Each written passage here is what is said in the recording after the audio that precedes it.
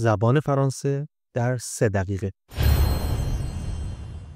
تو این ویدیو درباره آب و هوا صحبت می‌کنیم. اینکه چطور به زبان فرانسه بتونیم آب و هوا رو توصیف کنیم، گرما، سرما، بارون، برف و غیره.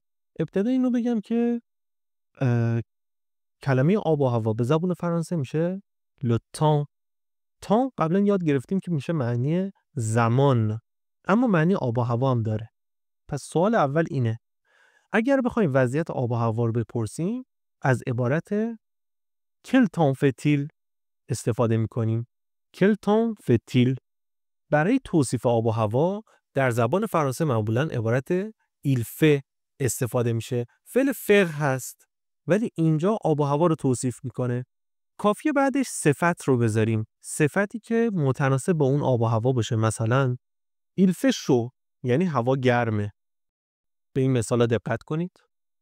en été il fait très chaud. توی تابستون هوا خیلی گرمه.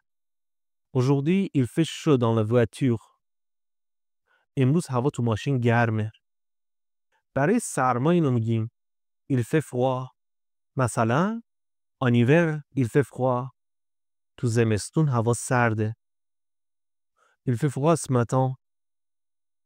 امروز صبح هوا سرده. ولی خوب بودن هوا رو میتونیم با beau بگیم. مثلا il fait beau aujourd'hui. امروز هوا خوبه. quand il fait beau je fais du sport. وقتی هوا خوبه من ورزش میکنم. و بد بودن هوا رو هم میتونیم با mauvais بگیم. مثلا quand il fait mauvais je reste chez moi. وقتی هوا بده تو خونم میمونم. و برای اعلام دمای هوا هم بازم از فعل faire استفاده میکنیم. مثلا il fait 23 degrés Celsius. هوا 23 درجه سلسیوسه. درباره بارش ها، برای اینکه بگیم بارون بیاد از فعل pleuvoir استفاده میکنیم. مثلا il pleut بارون میباره. il pleut beaucoup en automne. تو پاییز خیلی بارون میباره. و برای برف از neige استفاده میکنیم. مثلا en décembre il neige souvent. تو دسامبر اغلب برف میباره.